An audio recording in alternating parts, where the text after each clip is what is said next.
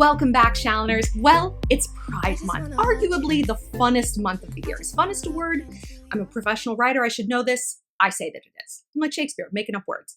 But I, as a bisexual female, have one really big problem with Pride and all the Pride events that go on.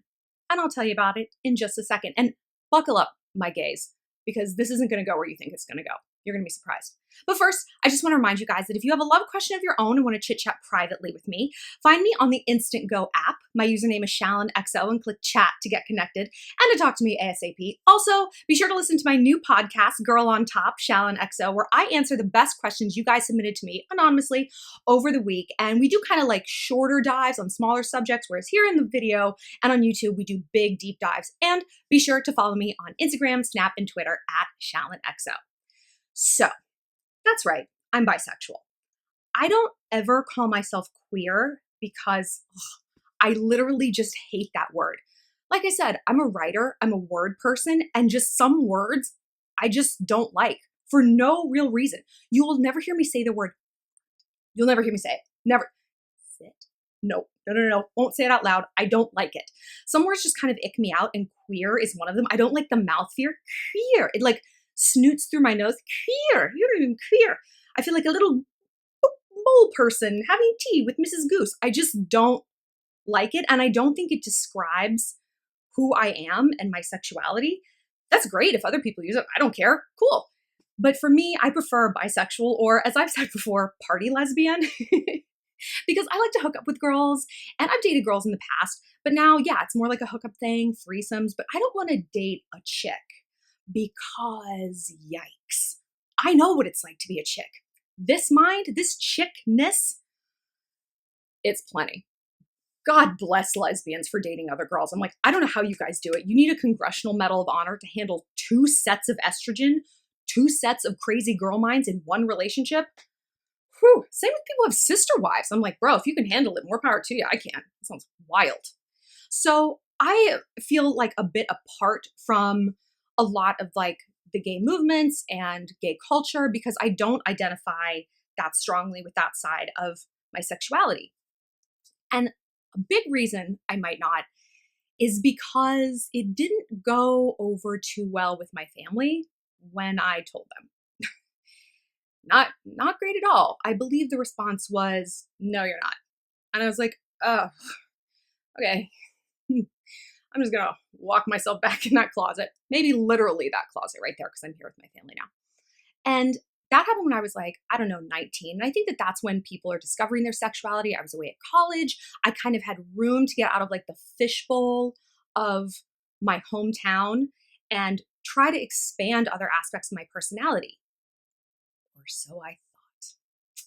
I went to a very conservative college. It was the best school I got into. I went to Cal Poly, San Luis Obispo. It's an excellent school. I got an excellent education, but I didn't get a lot of like street smarts education. It's way out in the countryside, like removed from everything. We have rodeos and tractor pulls. It's very kind of small town. So at this time in my life when I really wanted to like, let the freak flag fly, no. And I definitely didn't get that sort of like yay boost from my family. And I wasn't getting it in my college either. So that was difficult for me. I had to kind of like put that on the back burner, until I got to New York City. And then I could be like, I'm home with my different, unique, wild, wonderful compatriots. But I really think that everything in life is not what happens to you, but your attitude about it. And the reason we get caught in like these loops and not being able to get over something, either a trauma or a breakup or like a wrongdoing, a grievance against us, is because we either didn't learn from it or we didn't find a silver lining. So the way that I process bad things that have happened to me is I go back and I reframe them in my mind. I kind of like put a rosy spin on something. And for me, my sexuality, like not being cool in Cal Poly, not being cool with my sorority, not being super cool in ROTC, probably not even being very cool amongst my improv teammates because I wasn't super close friends with them. And it's like, that was not the environment that I'm like, here's the most vulnerable part of myself. I was forced to develop other parts of my personality. I think had I gone to a really super liberal school, had I gone to school in like New York City, I probably would have gone really hardcore into like, sounds weird, hardcore lesbian, but like I would have really leaned into that side of things and that side of my personality and that kind of culture and that sort of social circle. But because that wasn't available to me, like there were no real gay people at Cal Poly that I ever encountered. Like I had no choice but to satisfy like that self-actualization part of myself through other things. A phrase I love that I've used in the past, especially when talking about which colleges to go to and how Cal Poly was very like confining, is there is freedom in restraint. That means that like when we have every option available to us, we get chaotic and we get anxious and we don't know which way to go. But when we have like a very confined thing, emotional, physical space to work in, it forces us to tap into that side of our personality that's so creative to meet our needs. And being at Cal Poly and being kind of in that conservative box, I had to do that. I was like, yo, I'm here for 4 years. I can't be miserable like this. So what am I going to do? I'm going to take rodeo. I'm going to join ROTC. I'm going to throw myself into like performing arts. I'm going to write for the school paper. I'm going to do all of these things. And I really tried to grow and stretch and scratch those itches in as many possible ways as I could. And it paid off. Like everything I did and everything I learned diversified me so much that I am literally one of the most interesting people I know. I am, because I can talk to anyone about anything for at least 10 minutes. Thank you, Sorority Rush. But like I wouldn't have gotten to do that. And again, at least I tell myself this, had I been allowed to sort of go just down the rabbit hole of my sexuality, right? So that brings me to the point about my big problem with Pride Week. I don't know if you guys have been to many Pride events. I used to go to them in New York City. They were fun. I was always there supporting my gay friends and everything. Pride events are a fuckfest. I have seen things. Oh, I've seen things. I've seen things no amount of Purell can undo. I've seen things. And that notwithstanding, because, you know, be a slut, do whatever you want, get it. Dude, if I was a gay man and I couldn't get pregnant, and if it wasn't like this reputation, oh, she's not a good girl, blah, blah, blah, man, I'd be a tiger. So props. But I just never felt like connected to it on a personal level. And I didn't know why. And for the longest time, I was like kind of ashamed of myself. It's like Pride would come every year and I'm like, I don't want to be part of this. And I assumed it was my self-loathing and probably just outright jealousy that other people got to live their sexuality so out loud. And I never felt like I had that. And I do think that's part of why I'm a little like, not into this. But one day, a few months ago, I was sitting across from my gay bestie, my work husband, Michael. And I'm not at Star Magazine anymore, but he is. And he is fucking killing it. He's the best. And something about Pride came up. And I was like, Mike, do you go to Pride? Because he's just like the most fabulous, incredible person. He's like, no, I don't like Pride. And I was like, oh my God, someone else feels the same way that I do. And I was like, why not? And he's like, because I'm proud of so many things about myself. And my sexuality is like not exactly number one. I'm not ashamed of who I am. Of course, I'm happy. I'm comfortable. I'm delighted with who I am. But like when I think of like, what am I proud of? It's not who I have sex with. And I was like, oh my God, that's it. Yes. Because there was a correlation I was noticing with this channel taking off and me devoting more and more time and energy to how much I disliked Pride, or not dislike, but I just felt like this niggly, itchy feeling that I didn't like it. And I was like, why? I'm not, certainly not homophobic. Why do I like have an issue with like this? And it's because I am so afraid of us. And I work so hard to tell you guys, to send the message, don't define yourself by who you're having sex with. Don't define yourself by who you're dating, by like that aspect of your life. You are so much more than who you're sleeping with. You're so much more than who you're attracted to, than who you're dating, than who you're married to. Yes, that's an aspect of your personality, but that's all it is. It's an aspect. And it makes me sort of like uncomfortable and like worried for people if that is how they define themselves. And look, I know that for the majority of us, that's not what pride's about. Pride is about getting out there and being like, you know what? Fuck you, small town that wouldn't let me be who I am and told me I was a freak.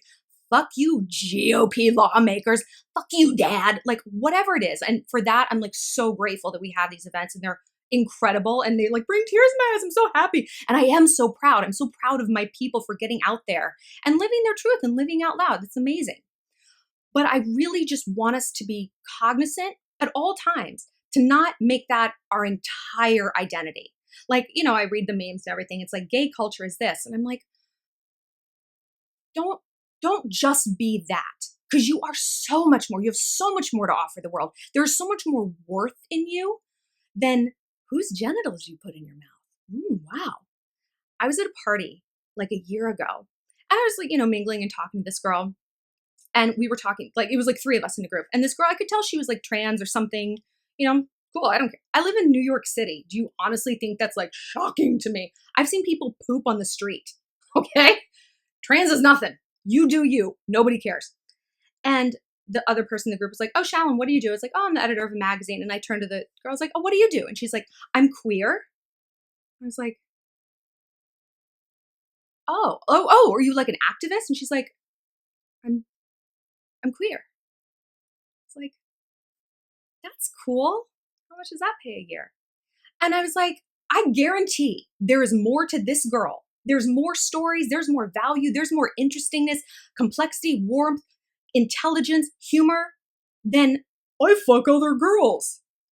I don't care. That's weird. I don't need to know that. I can already tell. But like, there's not anything else about you that you want to offer up. I don't think that's true. And I was like trying to draw her out. Turns out she's a playwright. She was writing plays. And I'm like, that is interesting. That's what I want to hear about. I don't care who you have sex with. That doesn't make any difference to me. And it shouldn't make that big of a difference to the rest of us, to us as individuals. We really are selling ourselves so short if that's like the only way we define ourselves. You know what I mean? So I really challenge you to, if you're like super into pride, I want you to sit and I want you to make a list of all the other things you're proud of yourself about, because it's so important to keep those things large in our mind so that we don't define ourselves by who we're sleeping with. And I know the gay community for guys, it is cutthroat. If you lose your hair, if you lose that 6-pack, you're canceled. Like, that's horrifying to think that your worth is based just on your looks and how sexually desirable you are. Baloney. And it's probably not any easier for lesbians and trans people. And, there's a million different issues facing others in our society, the people at the top deem other-ish. Unique and beautiful and wonderful. Okay? That's what everyone is. So make that list. And you know what? I think it's time we organize some different pride parades. I want to have a career pride parade.